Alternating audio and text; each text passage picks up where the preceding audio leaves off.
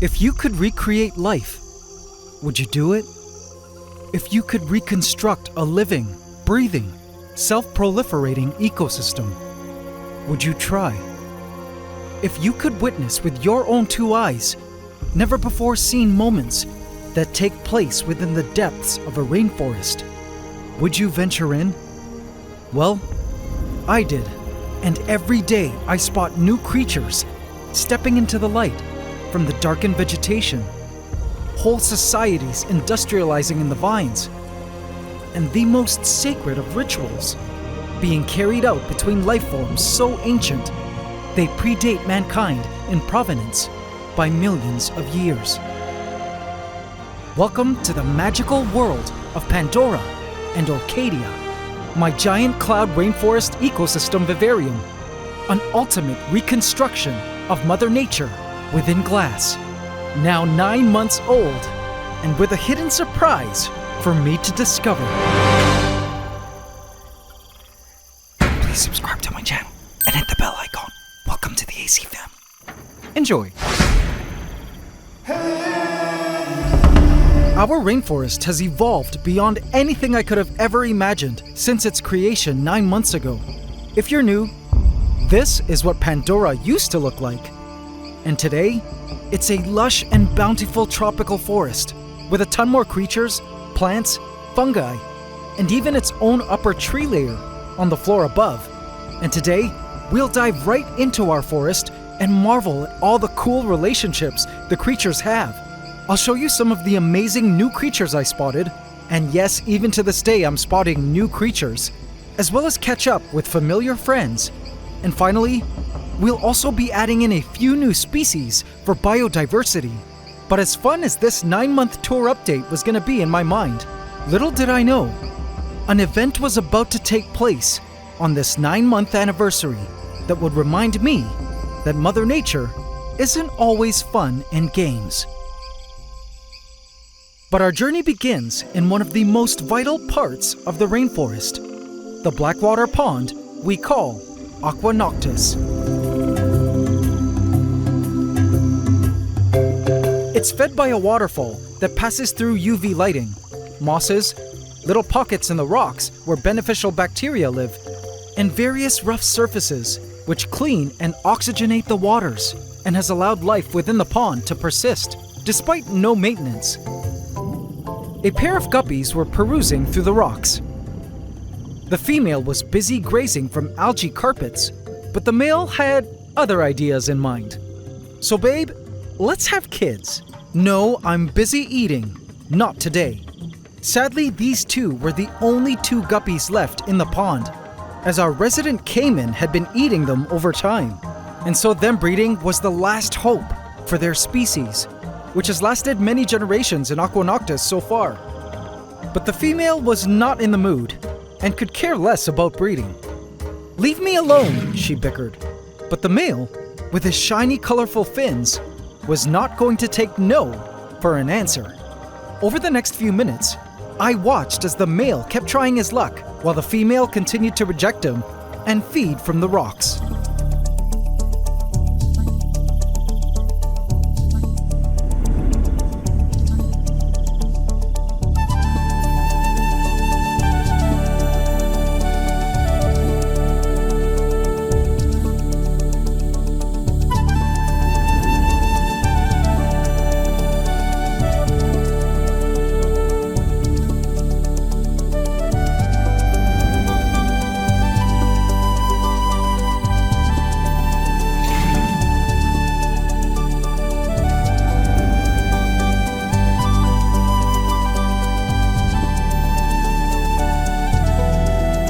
Poor guy. Let's hope she changes her mind at some point and decides to breed with him. Soon, he lost her. Hey, where'd you go? The scarcity in guppies within Aqua Noctis has allowed a new community of surprising creatures to thrive. Around this fallen leaf, I noticed some tiny movements. A small snail was racing across the undersurface of the leaf, but what truly caught my attention was the abundance of these tiny creatures. The smallest aquatic insects were seen crawling all around the leaf's edge. I wasn't sure what species they were, as they didn't quite look like Daphnia, another very common water insect, but they sure were cute and quite energetic. They gathered as a community, feeding on either the decaying leaf matter or microorganisms that were found there. I loved their intricate design. And hey, are those babies we can see through their skin? What peculiar little creatures. They were definitely introduced here by way of the aquatic plants in the past, and in the large absence of the guppies, have begun to thrive in numbers in the rainforest, which was awesome. Moving on to land, a land crab was relaxing. I rarely spot these crabs out in the open like this, as they usually emerge at night, so it was cool to see them at this time. Though they do dip into the waters every now and then, these land crabs do not stay there, as there is also a species of aquatic crabs living in the pond that do not like competition. The crabs are excellent at eating organic and decaying matter, and are part of the essential cleanup crew for our rainforest's wet areas. But speaking of unwelcome competition, I then spotted these creatures convening in the leaves. These are ghost ants, really tiny invasive ants that have so far gone about their business in the rainforest relatively unnoticed and on the down low. They're called ghost ants due to the fact that their semi-transparent bodies make them look like floating heads. They manage to break into Pandora, seeing as they're small enough to fit through the mesh screen. Their queens, however, aren't small enough to get through the mesh holes, thank goodness, and I haven't seen queens here yet, which was a good sign. Though they haven't been too much of an issue in our rainforest so far, I definitely have been keeping my eye on them, because in overwhelming numbers, they can totally destroy an ecosystem and outcompete other native ants. But I was hopeful about the native ants of our forest. A golden carpenter ant was seen frolicking the asparagus ferns. It was busy licking the leaves of honeydew produced by the mealybugs. When I had introduced a colony of these ants into the forest way back in the 2-month update video of this rainforest, I had no idea if they would do well, as they had a lot of competition for food, resources, and nesting space. But as you can see, they've been doing just fine after 7 months in Pandora. Based on when I last saw their queen move in, they had found a place within the Hallelujah tree stump and were living somewhere inside. Speaking of which, guys, this stump was like a high-rise condo building for life. So many creatures lived inside it. A dwarf ant was doing some house cleaning. It struggled to lift something, which it planned on throwing over the edge. Aha! An old cricket leg the colony had finished, but it was having some issues with navigating. The stump was also home to a termite colony that had been introduced since the very start, already living inside the stump when I put it in, who built this cool tunnel made of their own poop some 2 months ago. The poop tunnel is for protection, as the termites move around to different areas of the stump, because no rainforest condo building is safe. I spotted a jumping spider, hoping to find prey. Perhaps a termite wandering out of its poop tunnel. Its abdomen looked like a brown Deadpool mask. It spotted the dwarf ants, doing nest maintenance, but it had no interest in them. It crawled down the stump and began to look around. Its eyes were so interesting. The real ones, I mean. I wondered if the abdomen eyes had a purpose, like fooling predators into thinking they couldn't sneak up on it. They couldn't anyway, as jumping spiders like this female have very good vision. She looked well fed, and I was happy to see it doing its thing on the stump. But some new residents had also found value in the stump real estate and had moved in without me knowing. I noticed some large ants moving in and out of an opening in the stump. Asian bullet ants. They were carrying clumps of what looked like dark soil pieces up the stump and into the shadows of their nest somewhere inside.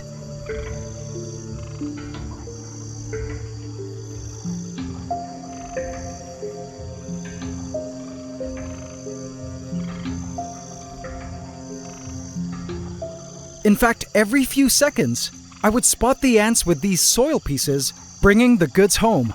My guess was it was bringing home earthworm cast back to the nest for its larvae to consume and digest, and later regurgitate for the workers to eat.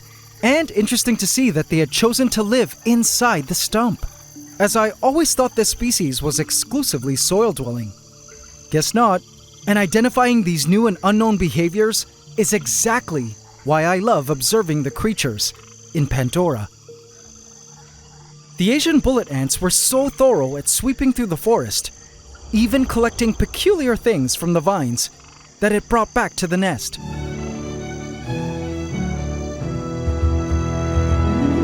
A pair of Asian bullet ants were celebrating their new find, a big piece of gecko poop, full of a ton of usable nutrients. A worker picked up the poop and began to make its way home. But, how to get off this leaf? It eventually decided to take another route.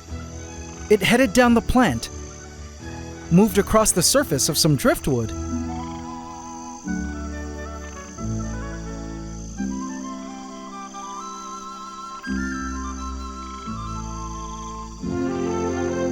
made its way to ground level, then climbed the asparagus fern, and eventually onto the Hallelujah tree stump to the nest. I was quite happy to see the Asian bullet ants thriving like this in Pandora. But little did I know, the Asian bullet ants were fueling up with food to gear up for a very big operation soon. It was then that I spotted yet another new stump resident. A golden spiny ant was also wandering the stump, coming super close to a spider web, and a ton of spider babies were emerging. But this ant was used to webs and could care less that she was trotting on spider territory. I expected an angry spider mom to come shooting out of that hole at any moment. But the ant was searching for something really important. I watched as she began to carefully inspect the various cracks in the driftwood until she found what she was looking for and picked up a mouthful of dead asparagus fern leaves. Happily, she scurried back on her path. Awesome! She was collecting debris for her nest. These spiny ants collect debris and glue them together using silk webbing from their larvae, and I couldn't wait to see where the ants were nesting, as I wasn't sure where they had created a nest.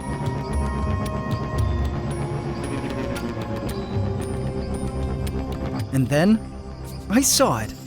The worker entered an unsuspecting hole in the stump. Wow! The spiny ants decided to nest here. I watched it leave the clump of leaves at the entrance for other workers to take and use as needed before leaving to collect more. How awesome! I would have never seen that very inconspicuous entrance had I not followed the ant home. What a great location for a nest. But then, a commotion caught my eye in the leaf litter. It was a battle between a young roach and a giant trapjaw ant. The giant trapjaw had stunned the roach with its lightning-powerful jaw snaps. Come here, little roach. There you are. Come here. Come here. You can't get away. Falling victim to the trapjaw's mandibles is enough to stun any small insect. The ant decided to take a breather while the roach died and clean itself before the next step. Suddenly, a huge cricket came by. Oh, no you don't. Back off. This is my kill. Out. In the forest, you needed to be aggressive, lest other creatures capitalize on your hard work. The trapjaw checked to see to make sure the cricket was gone, and returned to the roach. All right, now where were we? Are you dead yet?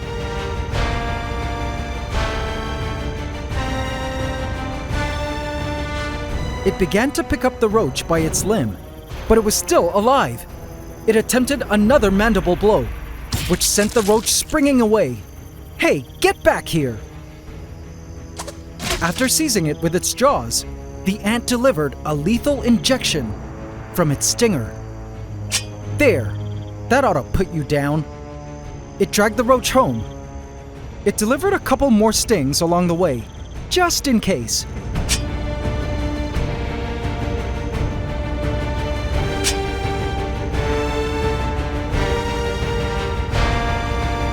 As it carried it back to the nest.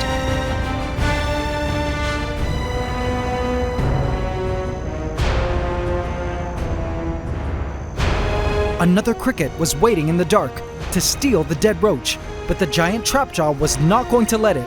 It chased it away and hurried to bring the kill home to its nest.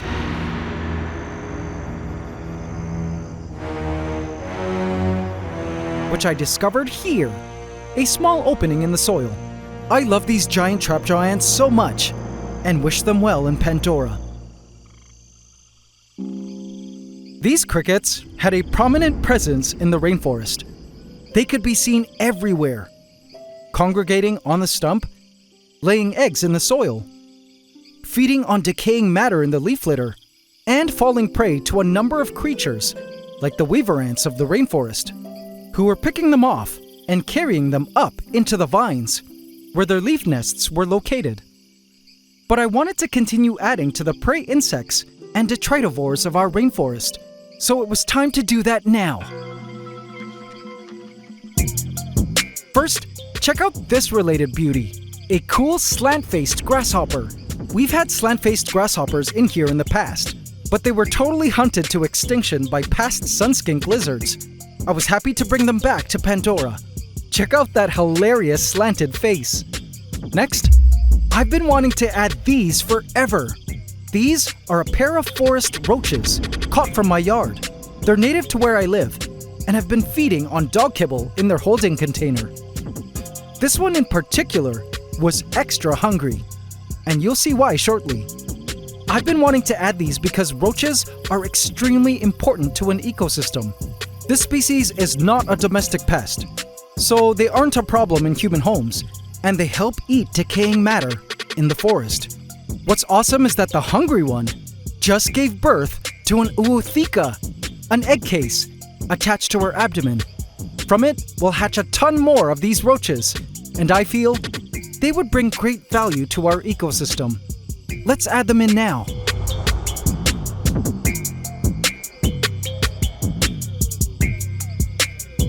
I placed the roaches onto the rainforest floor, and they immediately dispersed. One hid under a clump of moss, where it was greeted by a bunch of Pandoran creatures. The piece of dog kibble was instantly found by the nomads, our colony of gnome ants. I eventually spotted the roach up on the asparagus ferns, which was great to see. I hoped we could establish a good colony of these. A third creature I've been wanting to add was this beauty.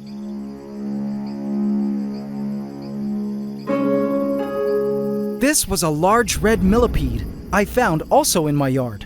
It immediately crawled onto the leaf litter, onto which I placed it.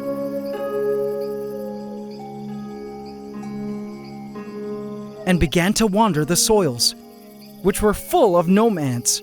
But it knew it wasn't in danger, as these millipedes have strong armor and even a nauseous deterrent that make them distasteful to predators. Check out that color. I loved watching it explore the soils of our rainforest, where it could smell tasty decaying food all around.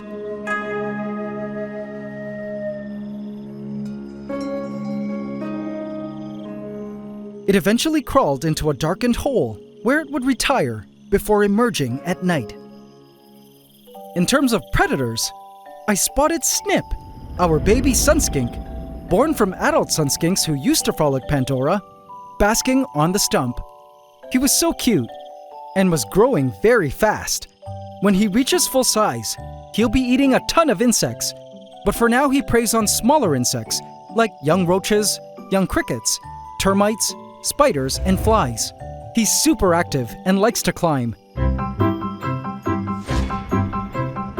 And at times he'll keep perfectly still, and I won't be able to see him. Can you spot him here? He's right there. Now here's the thing. I'm unsure if he's the only baby in here, because sometimes I will spot him with his long tail and I'll question whether or not he was the original baby we spotted weeks ago, who we named Snip due to having a missing tail end. What do you guys think? Is this our baby Snip, or some other baby? Up against the glass, I spotted another young lizard. It was a juvenile gecko. As I had dreamed, the geckos had finally gotten a good population going in our rainforest, and I'm spotting babies and juveniles like this all around. They're also insectivores and are super cute. Now the geckos make suitable prey for these predators. Arachnophobes, look away for a second. Up behind the rock wall, a giant beast was getting ready to retire for the day. It was a giant Huntsman female, cleaning herself happily. Her abdomen was huge, which meant she either had a huge meal or was about to lay an egg sac.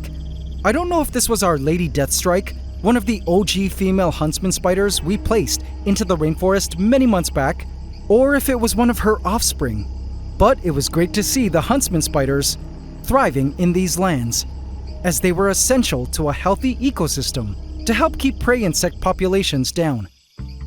Now there was one other predator I still couldn't find, i.e. Godzilla, our spectacled caiman. My guess was he had found a suitable hiding spot. I'm sure we would find him soon. Some other creatures that were MIA were a colony of marauder ants, which were added a couple weeks back, which I still haven't seen. I did spot a spider mimic that pretends to be a marauder ant, so predators don't bother it, but not the ants themselves. Also in the same boat, I haven't seen the mini trapjaws, also added in a couple weeks ago. My guess was they were probably laying low, underground somewhere, and we would be spotting them emerging above ground more and more soon. Otherwise, the worst case scenario is that the ants fail to adapt or compete with other ants in our rainforest. We just have to wait and see. Now, I didn't know it yet, but I was going to find a clue as to their disappearance soon. But let's move up the glass bridge now to Arcadia, our rainforest canopy, which has developed a unique set of life of its own. The trees have been a haven for prey insects like crickets and roaches. In fact, Arcadia has been the perfect refugium for these prey insects, seeing as this upper vivarium was the perfect place for them to feed on endless foliage and breed, far away from several key predators that stayed in Pandora. But there have been a variety of newcomers that you guys have to meet. Arcadia has become a popular spot for beetles. A pair of calico-colored weevils were hanging out on a moss clump in the branches. I find them to look quite comical. The female began to squirm backwards and pooped. Good job. The male had his eye on this female and had been watching her for quite a while.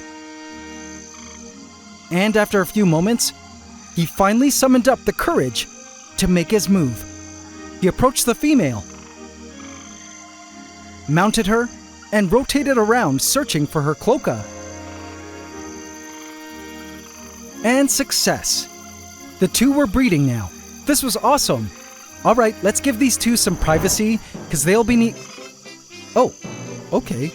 That was quick. Perhaps a few seconds. He strutted off happily after having the time of his life and fulfilling his life's purpose. I've been spotting these weevils more and more all over the place, even down in Pandora.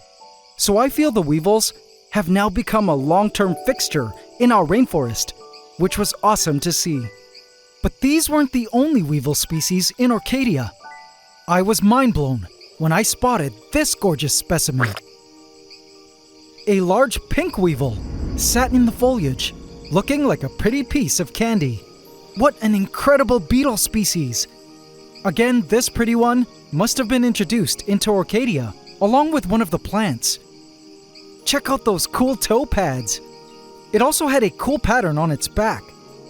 Weevils are plant eaters, so I assume it had been munching on the banyan foliage. So cool to find it, and I hope there were more, so they could continue to breed in our canopy. Another beetle I spotted in Arcadia was this cool beetle. It was a Longhorn Beetle. This was the first time spotting one in our rainforest. named after its super long antennae in relation to its body.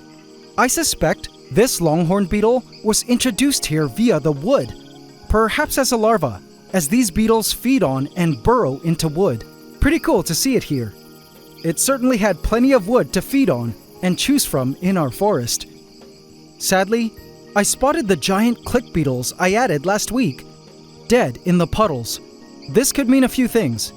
They could have either died naturally after having mated one night and fell into the water, or they drowned.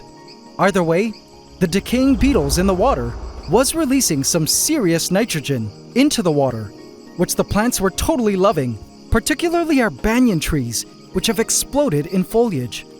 With a constant source of water to draw moisture and nutrients from, the banyan trees have begun to undergo a growth spurt. Even some of the branches, which sit in the nitrogen-filled water, which I thought were dead wood, were actually coming to life, growing new foliage. I wonder what species of tree this is. Pretty cool, right?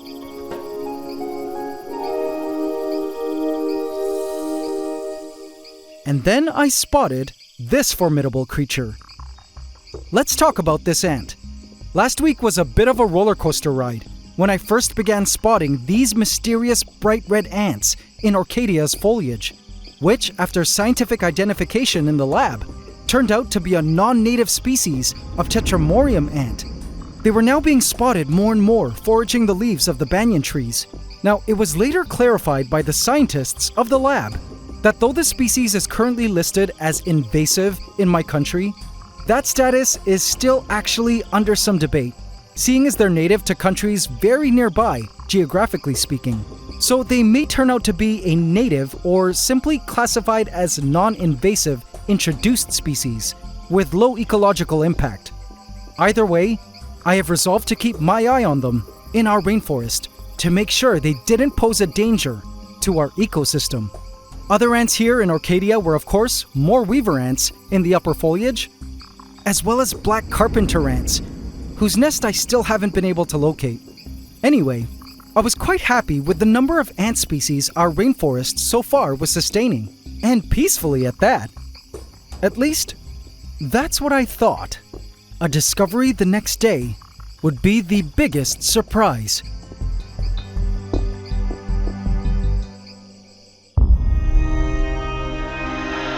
Night fell in our rainforest, and I approached the vivarium, as I have every night before bed, for 9 months. It has become somewhat of a nightly ritual for me to come here to our rainforest and marvel at her ever-growing beauty before retiring for the night. The rainforest was extra misty tonight, and I've always felt the mists had a very spiritual quality to them as they danced upon the foliage of the rainforest, blessing the lands with life-giving hydration. Our new red millipede had emerged to explore its new home for decaying matter. I spotted some newly sprouted gray mushrooms budding up from the soil.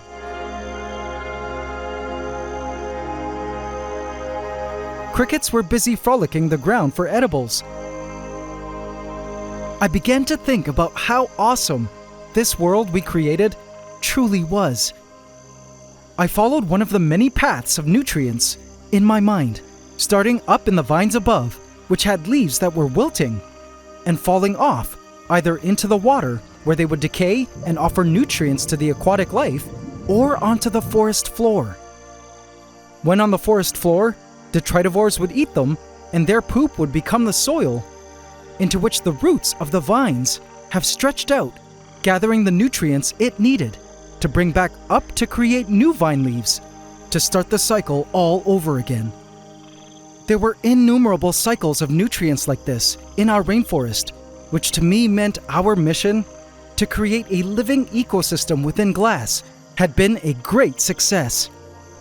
In the soils, I spotted the nomads traveling through an active tunnel. So far, these ants were the dominant ant species of Pandora, having done the best among all other ants.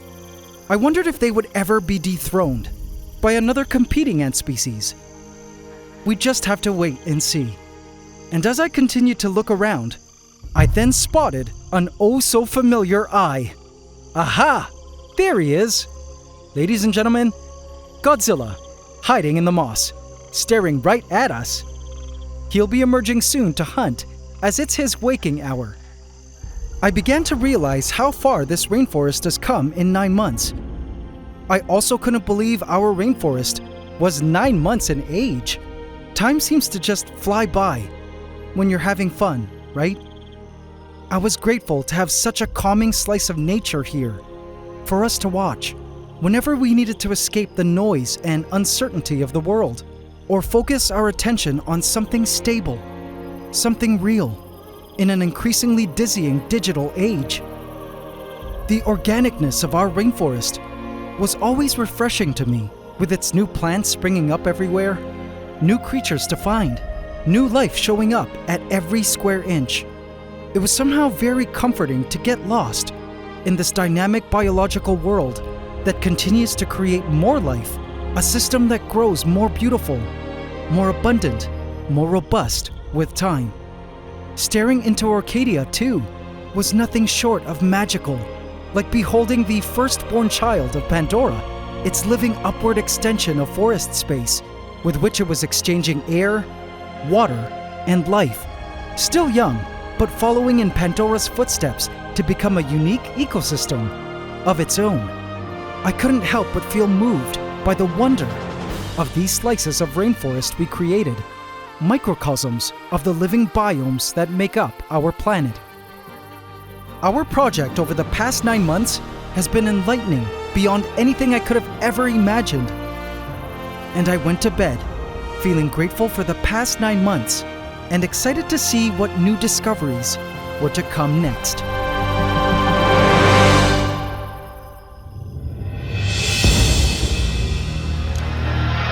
The next morning, I looked into Pandora and spotted an Asian bullet ant carrying home what looked like a large larva of some kind. I wonder where it found that, and what species of larva it is. And then, my heart dropped when I spotted this. Oh no! A dead young giant trap giant worker. They were raiding the giant trap giant nest. A new ant war has begun. Oh my goodness. So I found this mysterious egg in my yard, behind my chicken coop. But this is no chicken egg.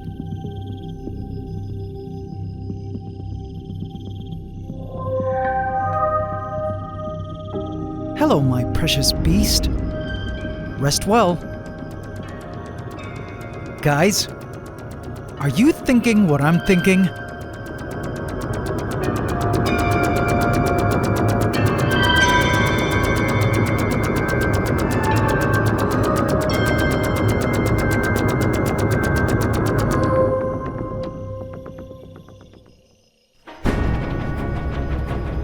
Vote in my community tab to affect this story.